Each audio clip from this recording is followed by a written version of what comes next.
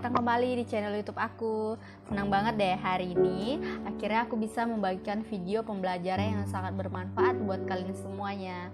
Nah, buat kalian yang suka belajar tentang akuntansi, tentang apapun itu juga, yuk gabung di channel YouTube aku ya. Jangan lupa untuk subscribe dan aktifin notifikasinya agar kalian tidak ketinggalan video-video yang sangat bermanfaat dari channel YouTube aku. Nah, sebelum kita lanjut ke pembelajaran kita hari ini, yuk segera ya di subscribe, like, komen, dan share kepada teman-teman kalian.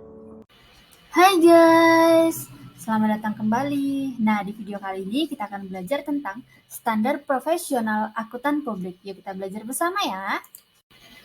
Pengertian standar profesional akuntan publik.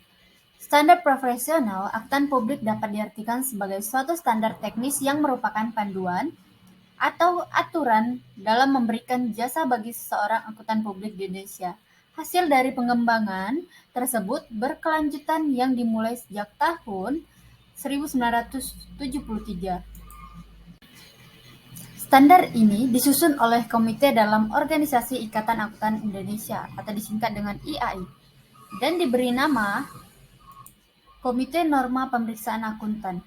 Telah terjadi perubahan di awal tahun 90-an menuntut seorang akuntan publik berprofesi untuk meningkatkan mutu jasa audit atas laporan keuangan historis, jasa entitasi, dan jasa akuntansi dan review.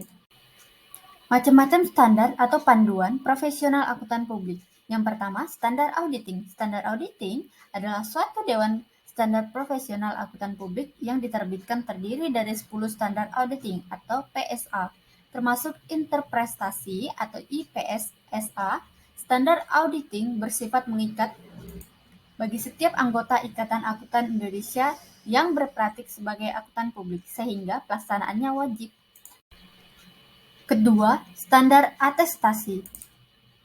Menurut Alvin dan kawan-kawan tahun 2001 mengatakan bahwa standar atestasi merupakan suatu kerangka kerja yang bertujuan untuk dipatuhi oleh Badan Penyusunan Standar AICPA dalam menggambarkan standar yang terperinci atas jenis jasa atestasi yang lebih spesifik. Standar kompilasi dan standar review. Menurut Alvin dan kawan-kawan pada tahun 2001 mengatakan bahwa standar kompilasi bertujuan untuk menerbitkan tanggung jawab akuntan publik ketika akuntan publik terlibat dengan laporan keuangan dari perusahaan swasta non-publik yang tidak diaudit. Standar ini dikenal sebagai Statement on Standard for Accounting and Review Service. Dari pernyataan sebelumnya, pada bulan Desember 1978 telah menggantikan tentang standar auditing untuk laporan keuangan yang tidak diaudit. Mencakup dua jenis jasa spesifik, yaitu 1. Seorang klien dibantu oleh akuntan dalam mempersiapkan laporan keuangan serta tidak memberikan sedikitpun kendala atas laporan keuangan tersebut. Yang kedua, akuntan melakukan sejumlah wawancara dan prosedur analitis yang dapat memberikan dasar bagi pemberian tingkat keandalan terbatas di mana tidak ada modifikasi material yang perlu dibuat lagi bagi laporan tersebut. Standar konsultasi. Menurut Alvin dan kawan-kawan pada tahun 2001 mengatakan bahwa standar konsultasi bertanggung jawab untuk menerbitkan ketetapan atas jasa konsultasi yang dilakukan oleh akuntan publik. Dalam mengembangkan penemuan, kesimpulan, dan rekomendasi yang diberikan kepada klien, jasa konsultasi berbeda secara fundamental dari jasa estasi, di mana laporan akuntan publik atas sebuah tuntutan yang merupakan tanggung jawab dari pihak lain. Standar pengendalian mutu dilansir dari link yang sudah diterapkan, yang sudah ada, memberikan panduan bagi kantor akuntan publik dalam melaksanakan pengendalian kualitas jasa yang dihasilkan oleh kantornya dengan mematuhi berbagai standar yang diterbitkan oleh Dewan Standar Profesional Akuntan Publik dan aturan etika kompartemen akuntan publik. Standar umum menekankan pada kualitas diri yang harus dimiliki oleh seorang auditor, keahlian dan pelatihan teknis yang memadai. Auditor harus menjalankan pendidikan formal di bidang akuntansi atau auditing agar pengalaman praktis yang cukup banyak dalam bidang kerja serta pendidikan profesional yang berkelanjutan. Independensi sikap mental.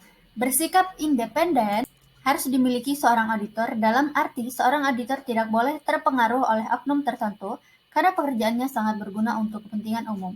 Profesi akuntan publik telah menetapkan aturan yang disebut dengan Kode Etik Aturan Akuntan Indonesia agar setiap anggota menjaga diri dari kehilangan kepercayaan dan persepsi independen masyarakat. Kehati-hatian profesional dengan cermat dan seksama.